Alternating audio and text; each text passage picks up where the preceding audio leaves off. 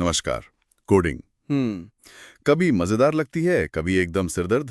बिल्कुल। तो आज ना हमारे पास कुछ सामग्री है जो पूछती है, भाई क्या कोडिंग सिर्फ लॉजिक और सिंटैक्स का खेल है या इसमें थोड़ी मस्ती मजाक की गुंजाइश भी है। हाँ, अच्छा सवाल है। सामग्री का टाइटल ये है, कोडिंग को मजेदार कैसे बनाएं। तो चलिए इस पर एक गहरी बातचीत करते हैं।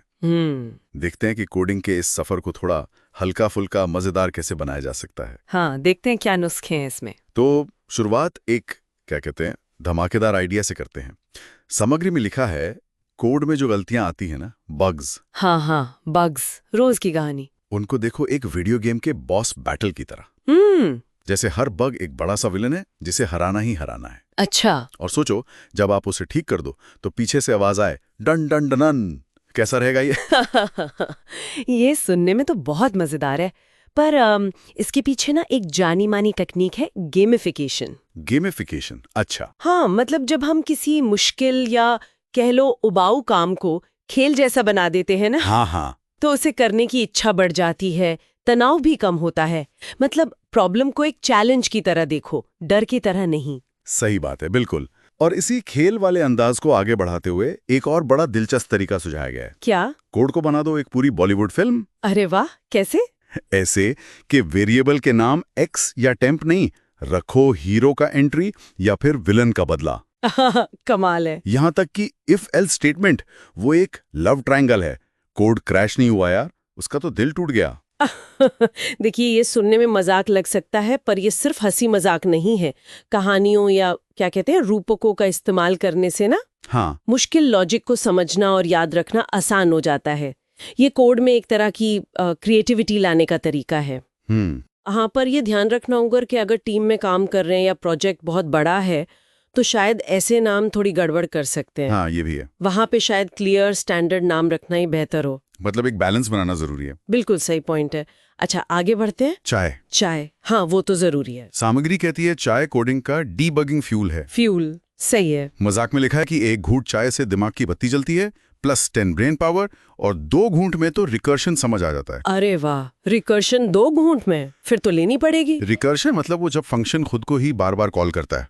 अक्सर दिमाग घूम जाता है, तो शायद चाय वाकई मदद करती हो। नहीं, देखिए, छोटी छोटी आदतें होती है ना, जैसे काम के बीच चाय ब्रेक लेना, ये असल में बहुत काम की हो सकती है। अच्छा। हाँ, ये न सिर्फ फोकस वापस लाने में मदद करती हैं, बल्कि एक बड़े काम को छोटे हिस्सों में बांटने का एहसास भी दिलाती हैं।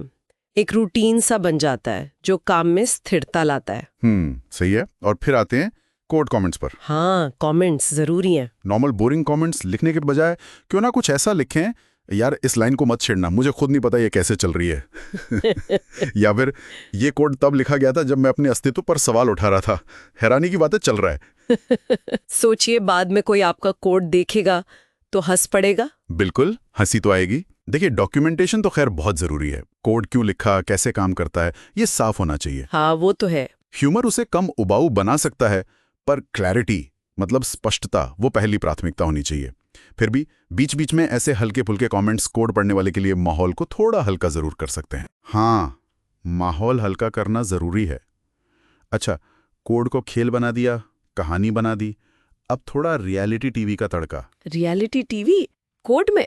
हाँ, सामग्री कहती है कोड पहली बार में चल जाए तो हाथ उठाकर चिल्लाओ, yes, mic drop, I am the code master. थोड़ा जोर से और नाटकीय अंदाज में। हाँ, ये तो करना पड़ेगा। और अगर फेल हो जाए तो कैमरे की तरफ देखकर कहो, I did not see that coming Sanjana. ये संजना कौन है वैसे? पता नहीं, शायद कोई अंदरूनी मजाक हो। हाँ, पर हाँ, अपनी भावनाओं को बाहर निकालने और काम के प्रेशर को कम करने का ये एक अनोखा तरीका हो सकता है।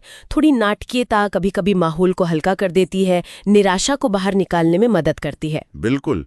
और आखिर में AI टूल्स जैसे कोपायलट या चैट जीपीटी को अपना कोडिंग साथी बनाने का भी सुझाव है। वो बिना जज किए या उबासी लिए आपकी मदद कर सकते हैं। हाँ, ये आजकल काफी मददगार साबित हो रहे हैं। तो कुल मिलाकर हमने देखा कि कोडिंग को सिर्फ लॉजिक का सूखा खेल मानने की जरूरत नहीं है।